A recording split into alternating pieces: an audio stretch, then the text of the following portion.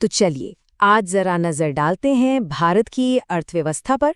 वित्त वर्ष 2024-25 के लिए जो नए आंकड़े आए हैं वो आखिर क्या कहानी कह रहे हैं, आइए इसे समझते हैं।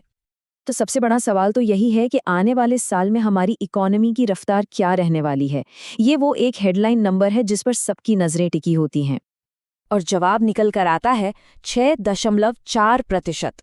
ये है वित्त वर्ष 25 के लिए अनुमानित रियल जीडीपी ग्रोथ रेट। पर रुकिए, सिर्फ इस एक नंबर से पूरी कहानी समझ नहीं आती। इस नंबर को सही तरीके से समझने के लिए इसकी तुलना हमें पिछले साल से करनी होगी, और यहीं से बात थोड़ी और दिलचस्प हो जाती है। यहाँ साफ साफ दिख रहा है कि पिछले वित्त वर्ष में रियल जीडीपी ग्रोथ 8.2% थी, जो अब 6.4% रहने का अनुमान है। मतलब असल ग्रोथ की रफ्तार में थोड़ी कमी आई है। लेकिन ठहरिए, अगर ऐसा लग रहा है कि इकोनॉमी धीमी हो रही है तो ये पूरी तस्वीर बिल्कुल नहीं है। एक और आंकड़ा है जो कहानी में एक नया मोड़ लाता है। अब जरा इन नंबर्स पर गौर कीजिए। ये है नॉमिनल जीडीपी ग्रोथ। पिछले साल थी 9.6% और इस साल का अनुमान है 9.7%। अरे वाह, ये तो सिर्फ स्थिर ही नहीं है बल्कि इसमें हल्की सी बढ़ोतरी भी है। तो ये एक बड़ी मजेदार पहेली है ना?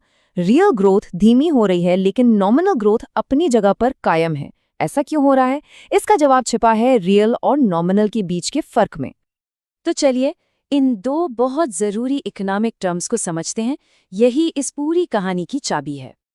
अच्छा, पहले बात करते हैं रियल जीडीपी की। सोचिए, ये इकोनॉमी में बने सारे सामान और सेवाओं की वैल्यू है, लेकिन इसमें से महंगाई का जो असर होता है ना, उसे हटा दिया जाता है। इससे पता चलता है कि असल में प्रोडक्शन कितना बढ़ा। और फिर आता है nominal GDP.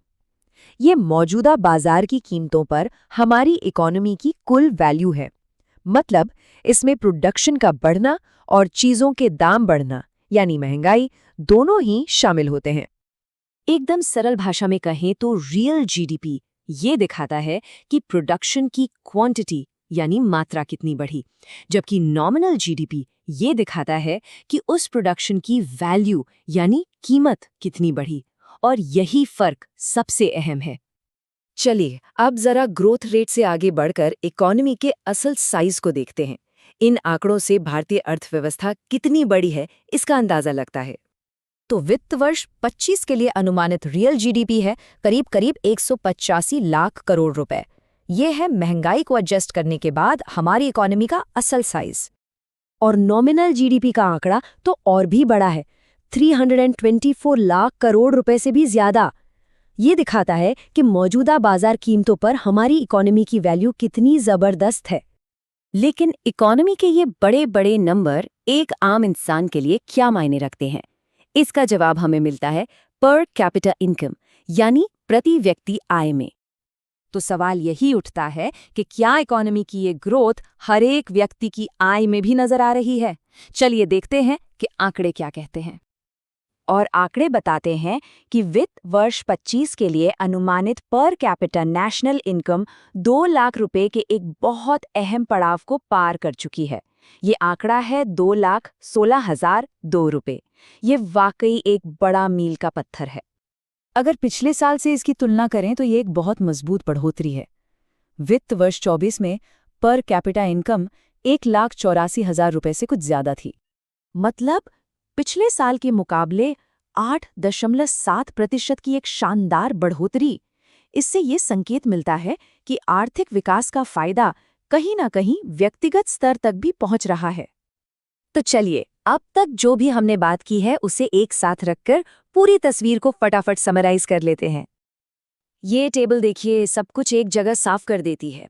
Real GDP growth 8.2% से घटकर 6.4% हुई है। नॉमिनल जीडीपी ग्रोथ 9.6% से मामूली सी बढ़कर 9.7% हो गई। और सबसे खास बात, पर कैपिटा इनकम 1,84,000 से बढ़कर 2 लाख रुपए के पार चली गई है।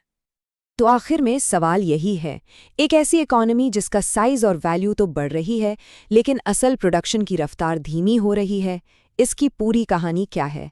ये सवाल हमें याद दिलाता है कि आर्थिक आंकड़ों की असली समझ के लिए हमेशा सतह के थोड़ा नीचे झांकना बहुत जरूरी है।